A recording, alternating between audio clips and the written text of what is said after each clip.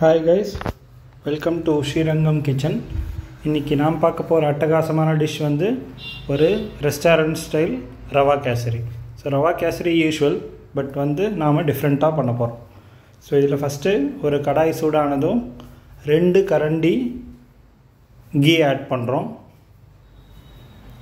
So எந்த கரண்டியில் key add பண்ணுறோமோ அதுலேயே ஒரு கரண்டி வந்து கடலெண்ணெய். ஸோ இதில் கடலெண்ணெய் தான் யூஸ் பண்ணணும்.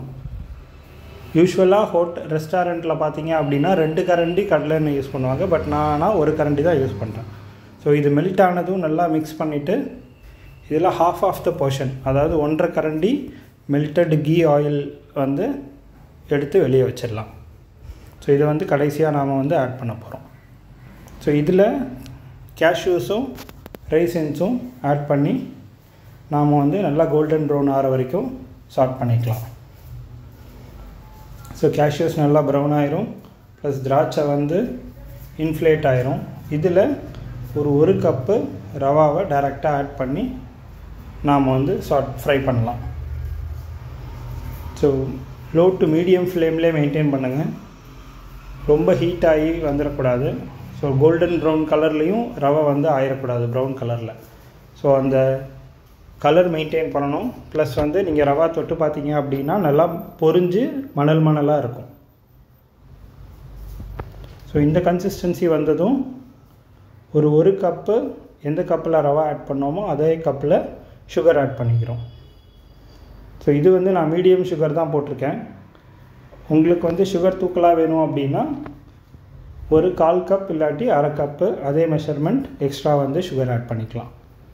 ஸோ ஒரு 2 மினிட்ஸ் நல்லா சாட் பண்ணதும் எவ்வளோ கப்பு ரவா போட்டோமோ அதே மெஷர்மெண்ட்டில் ஒரு 2 glass of or 2 cup of boiled water. So கண்டிப்பாக பாயிலிங் கன்சிஸ்டன்சியில் இருக்கிற தண்ணி தான் ஆட் பண்ணணும்.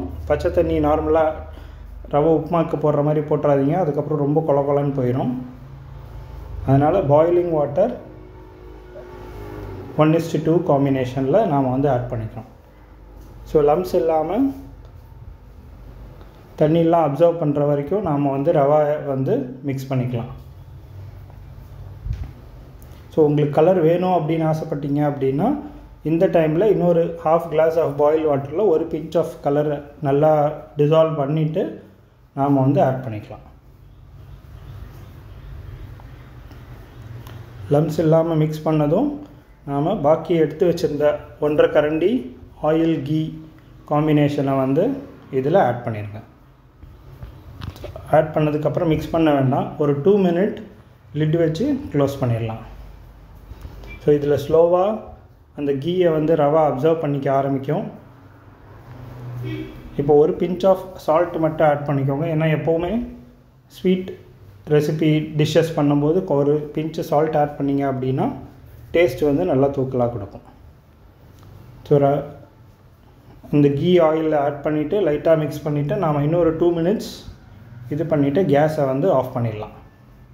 ஸோ இப்போ பார்த்தீங்க அப்படின்னா மிக்ஸ் பண்ணதுக்கப்புறம் என்டையர் கீ ஆயிலை வந்து ரவா நல்லா அப்சர்வ் பண்ணியிருக்கும்.